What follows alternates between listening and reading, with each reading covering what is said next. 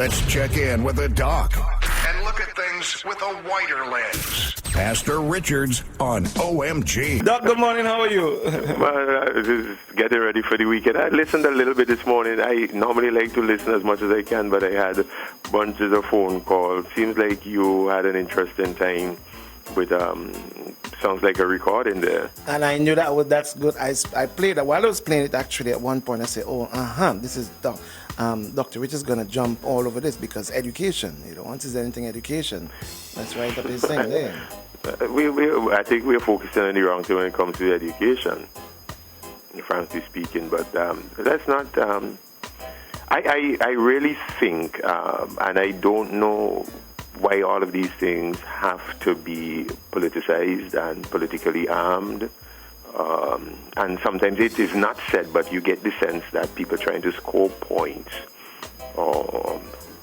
not necessarily to bolster and to advance the cause of education, but to say, I made this point, or I made that point. And I listened to whatever. I'm hesitant because I didn't get to listen a whole lot of it. But from what I listened to, I like reasoned discussion and reasoned debate, etc., to get to a particular point of synthesis, at least to some kind of, well-argued decision, and we can go on from there. I didn't get that out of the section that I listened to. I didn't get that we were trying to advance anything that was constructive. I got that as if it's a combat, you're trying to score points to one up each other, that kind of way. So I didn't think that was very instrumental to the educational process. I really didn't think so. But again, I'm kind of hesitant with my words because I didn't listen to the entire discourse. Right. I thought it was interesting for more than one reason. One being the information with regards to the reopening of schools. Here's where okay, go ahead. I'm sorry. But then I got very confused after I heard different information coming out at the end as to the protocol, because at one point I heard that the protocol was that the protocols have been finalized. I thought they were still fluid. I thought that they were still when I say fluid, shaping them in the process of. I know that the professional development comes up next week, Monday, which again I am a little bit disappointed in the MOE. And somebody correct me if I'm going off kilter here, but I felt like with some of the things that I commented on related to education and the over-reliance on the face-to-face classroom instruction, that in the interim, while so many students were off and teachers were also basically out of the physical space of the classroom, that the ministry, because they're still under the employ of the government, and the ministry could have utilized this time more effectively. From my knowledge, they did not engage the teachers on a day-to-day basis in terms of correcting a lot of the deficiencies, or even the digital divide that I spoke about. 2 programs I spent talking about the digital divide, the issues with related to giving alternative types of education to the children, the technological fear of technology on the part of the teachers, bringing them up to speed with different modules of offering education. All of these things I felt like, wow, you would be addressing them over this long period that the teachers are off. Now, it's basically same old, where 2 weeks before school, there's an official reopening date. Whatever form the reopening is going to take, 2 weeks before that, then you will have that 1 week of professional development again. I mean, why? I mean, you wasted, in my opinion, this is my humble opinion, you wasted weeks upon weeks in which you could have been correcting these deficiencies with your teachers. They're not on holidays. And it's just a wasted period. Yes.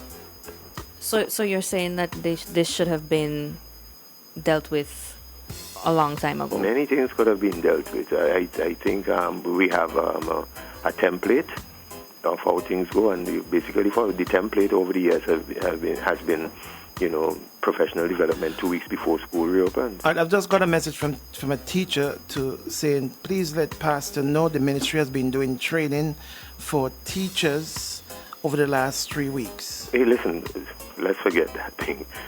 I know the selective training. If you hear me say something on the radio here, right? Let me just say it was not a comprehensive training of teachers, all right?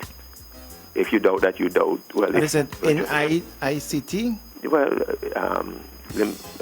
let me say this again. Let me ask that person a question. What percentage of the teachers, all right? That's all I'm going to ask. What percentage of the teachers? If you answer that, if they can honestly answer that, we're good to go. Just tell them shoot back an answer real quick. What percentage of the teachers meaning what? What percentage of the teachers? Not all of the teachers. Are you suggesting not all teachers? Well, I'm not suggesting. I'm telling you. Ask them what percentage of the teachers were in this ongoing training for the technology communication. Why won't it be all teachers? Hmm?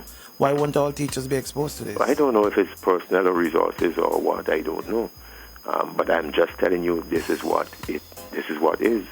Being you see me here is that I am actually I won't say something unless I am in interaction with a bunch of teachers. I know, unless I happen to have teachers around me and teachers I interact with, who are the only ones who got left out of this, but all the other teachers. All right, here's a response from the teacher. At least 4 teachers from each school, so those teachers could go back and train the others. Well, maybe it was a training of trainers. And go back and train them when? Okay, let's follow this line. Go back and train them when?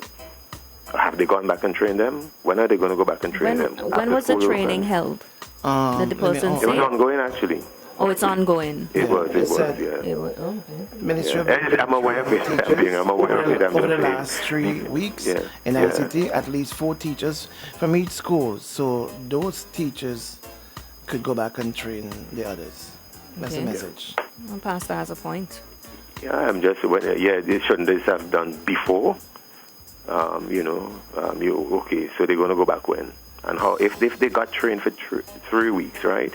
Let us say you go and start this training. Well, what are you going to do? Delay the opening of school for 3 weeks to allow these 4 trained teachers to teach the rest, or is it going to be done complimentary, or is how is it going to be done? It's just, I am being more information. The ones who are paid to do it is above my pay grade, and they know what they're doing. I just made an observation. Okay, here's some more information. Next week for Professional Development Week, the others will receive the training. This is brilliant, isn't it? This is brilliant.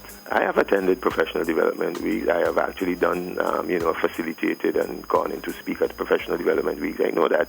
I have actually seen for a school or two what they're going to do for Professional Development Week. I know that the time that you go in at, and most times they want to get out at 12. Sometimes they run you through the lunch hour. Basically, for some schools that I happen to know, please understand me, I am not making this up. I'm not scratching dandruff. When you think that the teachers who go to Professional Development Week go in and sit from 9 to 3 or 9 to 4, whatever the case, and actually get some professional development, let's just say I know what takes place in a lot of this stuff called Professional Development Week is window dressing. They dot the I's, they cross the T's. The teachers go in. There's some things. Sometimes, for example, I have gone into a couple of schools, done some seminars and presentations, and then they're out. Some different modules, different schools do it differently. Some schools, the teachers go in, they get in by 10 o'clock, they actually get started. They go for a while, do some things. By 1 o'clock, they're home again. There's not much teacher development taking place in some situations. So don't give me that. And furthermore, you spend 3 weeks training teachers, right? And they're the best of the cream of the crop. They have the more technological tech aptitude, let's call it tech aptitude, and they're the more susceptible to learning the thing. Then you're going to, and you're going to send them to the professionals to get them trained, right? They want to come back. They're not the professionals. They're charged with training the teachers in the school. So if it took 3 weeks with them working with the real guns, the tech guns, to get trained, you think they can train the rest of the school in 1 week? Behave yourself. Come on, man. That's unrealistic to you. Daniel, that's unrealistic to you. Behave yourself.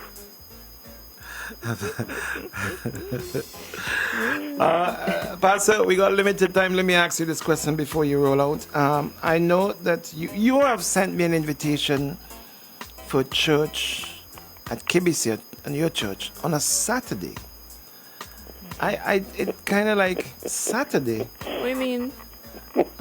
I'm accustomed to Saturday. You're accustomed mass, to Saturday Mass. Okay. But I'm accustomed to KBC I Church realize. on a Sunday. Okay. Right? So this is a new introduction, right, Well, Pastor? let's say, Pastor, what is this about and why? Well, yeah, because again, we have tried to be very, very responsible going through this period, and in terms of clusters and numbers, taking our chairs out. But people want to worship, but we are determined to maintain in this period a sense of giving people not just the efficacy of physical distancing and all of that, but also how people think of you. Optics matter. So we don't want to see the church congested with people coming in and stuff like that. So we have moved to the Saturday evening worship. Worked out very, very well. First of all, it thins out the people coming to church in the sense that you don't have that kind of congestion. But once we got into it, we realized that we were attracting a young, different demographic. I mean, on a Saturday evening, younger people who probably like to sleep in on a Sunday, they're able to now come out on a Saturday evening. They don't have to rush. Even parents with children are telling me, being that on the morning you are towards for your children to get ready for church on a Sunday morning.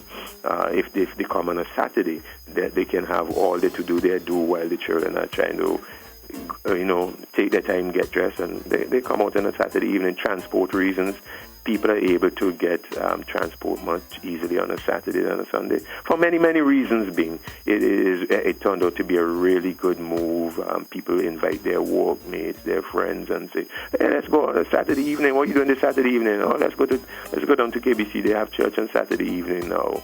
And how do you dress? You don't have to get dressed up, and that is a real great plus. Where Sunday excludes some people who have the mindset that you have to have Sunday clothes, which is not true, by the way.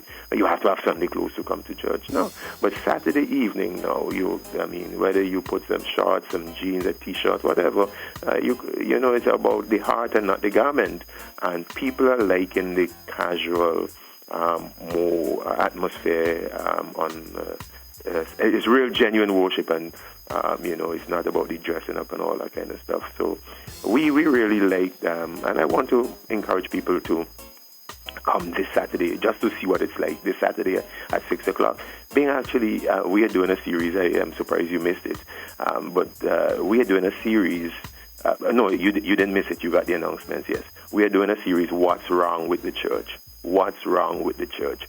And it's been very honest, been soul-searching, and, just real honest. It's been hard for me to preach it, but I'm bringing that series to a close this Saturday and this Sunday. So to all my listeners, this Saturday evening, and it's a very short service too. It's not like the longest Sunday service. This Saturday evening, I am looking to see if you would make it out at the KBC, 6 o'clock. Where are we located? We are located at the entrance to the Botanical Gardens. So I hope to see you this Saturday, 6 o'clock, as we put the cap on what's wrong with the church. All right? What about how is the content of the service, or if at all, is it different? Being you've been to one of our on a Saturday, I mean, dressed on Sunday. Oh, well, it's the content. It's not really different. The music, again, we cater to the demographic there. It's the younger people coming, the 20s and 30s and all of that. So your music has to have a lot of energy. You will love this. The music has to have a driving kind of energy. We use video content, video clippings and stuff. It's very interactive. We use video content, and then my messages are not going to be, they're going to have the same kind of core content, but the delivery style and the length of delivery is going to vary on a Saturday as opposed to a Sunday. I mean, as an educator, I know how to deliver the same message to two different audiences. And on the Saturday, I delivered the message to a Saturday audience. I mean, by 7:15, we have already done all of that. I'm wrapping up my message 7:20. By 7:30, you're out of there. It's really short, but you get a good sense of worship catered to an energetic, vibrant, young demographic. I was going to ask you that. It's predominantly a younger demographics who attend, but it doesn't mean that it's just for them, strictly. No, right. No, we have people there in the 50s and also people over 60. But, I mean, when I look through, our footage of the stuff, I see lots of 20s and 30s. People bring their young guns off their jobs and stuff. Energetic bunch of people. Okay. Not tomorrow, because tomorrow is Friday. Monday, and maybe don't remind me of this, please. I want you to specifically speak on a topic, and I'm sure and think that you can preach about it too. I think you should. The church's role in the elections. Wow. No. Yeah. I just said wow. That was a long time in coming. Really? I thought you would have asked me that a long time ago, but it's all right. I'm ready to go on that, all right? Okay, good. Thank you. MacArthur would be very interested in hearing from me. Not just him. I know a lot of people will be very interested in that. Have a wonderful, blessed weekend, and as always, make God and the worship of God a part of it. See you at KBC at Gardens Gate. 6 o'clock on Saturday. Take care, bye. Thank you very much, Dr. Richards. Thank you very much. Let's check in with the doc and look at things with a wider lens. Pastor Richards on OMG.